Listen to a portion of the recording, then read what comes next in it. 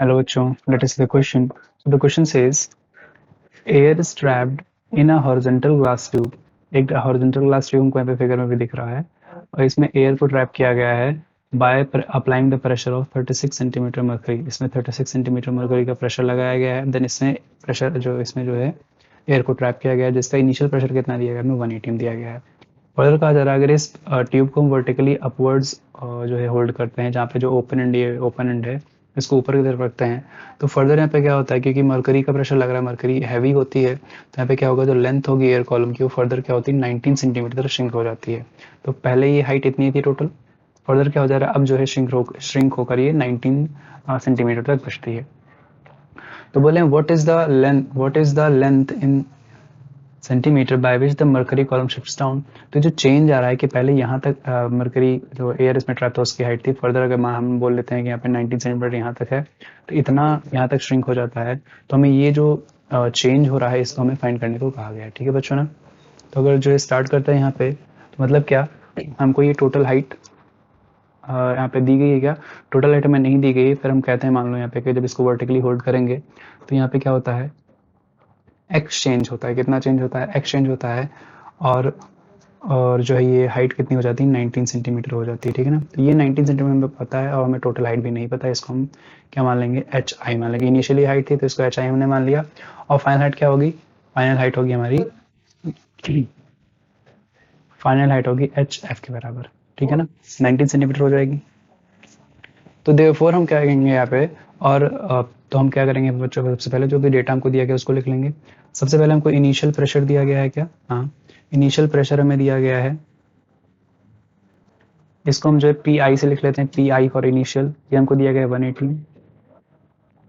फिर initial height भी हमें दी गई है, क्या, इनिशियल हाइट.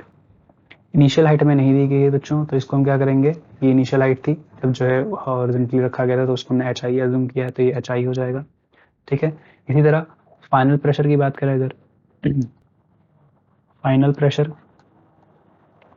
ये कितना हो जाएगा, इसको हमने पी एफ से लिखा हुआ है, तो ये कितना हो जाएगा, 180 एम पहले था. देन इस पर हमने क्या लगाया, 36 सेंटीमीटर ऑफ मरकरी हमने लगाया, तो 36 सेंटीमीटर मरकरी का, और टोटल कितना होता है उसको हम 76 से डिवाइड कर देंगे. ठीक है. तो ये कितना हो जाएगा, एलसीएम लेके ऐड करेंगे तो this will equal to 112 divide by 76. ATM हो जाएगा ना, 80 में चेंज करने के 76 से डिवाइड कर दिया, तो फाइनल प्रेशर आ गया.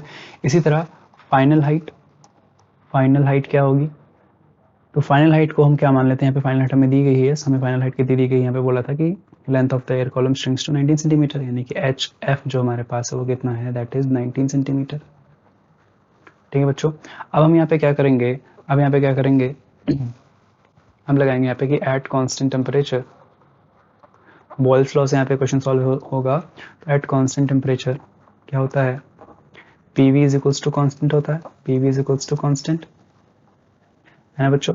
यानी कि दिस इम्प्लाइज, यहाँ से मैं बोल सकता हूँ क्या, कि P initial multiplied by V initial should be equal to P final multiplied by V final. This implies, यहाँ से हमको P की वैल्यू तो पता है लेकिन वॉल्यूम तो नहीं पता हमें. और हमको क्या पता है, वॉल्यूम क्या होता है, एरिया इंटू लेंथ होता है. ठीक है ना. यहाँ पे लेंथ की जगह पे हाइट है तो इसको हम क्या लिख देंगे, एरिया इंटू हाइट हो जाएगा ये. This will be area into height. तो इनिशियल जब होगा तो V initial is equals to, क्योंकि ट्यूब तो सेम ही रहेगी दोनों केस में एरिया सेम रहेगा, बस हाइट डिफरेंट हो जाएगी. तो वी इनिशियल क्या हो जाएगा, एरिया इंटू इनिशियल हाइट, और वी फाइनल क्या हो जाएगा, area multiplied bye final height. ठीक है ना बच्चों. तो इसको जब सब्सटीट्यूट कर देंगे यहाँ पे तो क्या हो जाएगा, इनिशियल प्रेशर हमें कितना दिया गया है, 180 दिया गया है, मल्टीप्लाइड बाय वॉल्यूम इनिशियल क्या हो जाएगा, area multiplied by initial height, that is H I, is equals to P final हमें कितना दिया गया है, 112 डिवाइड बाय 76 एटीएम है. और फाइनल हाइट कितनी हमारे पास है, area multiplied bye V F के लिए area multiplied bye final height लिखेंगे. फाइनल हाइट हमारे पास कितना है, 19 सेंटीमीटर. ठीक. अब यहाँ पे देखेंगे क्या, एरिया से एरिया कैंसिल आउट हो जाए क्योंकि सेम रहेगा दोनों ही केसेस में, सेम ट्यूब है. तो दिस सिंप्लाइज यहाँ से क्या आ जाएगा, 19 वन टाइम कटेगा 4 टाइम 76 से. ठीक है. दिस सिंप्लाइज यहाँ से क्या आ जाएगा, इनिशियल हाइट आ जाएगी हमारी 112 डिवाइड बाय 4 सेंटीमीटर्स. ठीक है ना. तो दिस इम्प्लाइज इनिशियल हाइट हमारी आ जाएगी 28 सेंटीमीटर. यानी कि इनिशियली इनिशियली जब 36 जब ये क्या कहते हैं, ये क्या था, हॉरिजॉन्टल ग्लास ट्यूब था, हॉरिजॉन्टल पोजीशन में था ये ग्लास ट्यूब, उस टाइम पे जो 36 सेंटीमीटर ऑफ मरकरी जो प्रेशर लगा रहा था, उसकी वजह से जो हाइट थी हमारी वो कितनी थी, 28 सेंटीमीटर थी। फर्दर इसको जब वर्टिकली रखा जाता है तो और यहाँ पे डिक्रीज हो जाता है, और यहाँ पे बचती हाइट कितनी है, 19 सेंटीमीटर बचती है। तो ये जो डिक्रीज है हमें ये फाइंड करने को कहा गया था, तो हम क्या करेंगे, therefore the length by which therefore the length by which the air column या the mercury column shifts down, the mercury column shifts down, ये क्या हो जाएगा, ये दोनों हाइट्स का डिफरेंस हो जाएगा, this will be equal to P initial minus P final. P initial 28 centimetre था, माइनस डिक्रीज हो कितना बचता है, 19 सेंटीमीटर हो जाता है, तो this will be equal to 28 minus 19 gives 9 centimetre, यानी कि जो चेंज आ रहा है हाइट में वो कितना आ रहा है, 9 सेंटीमीटर का आ रहा है, ठीक है ना। This will be the final answer बच्चों। I hope you understood. Best of luck.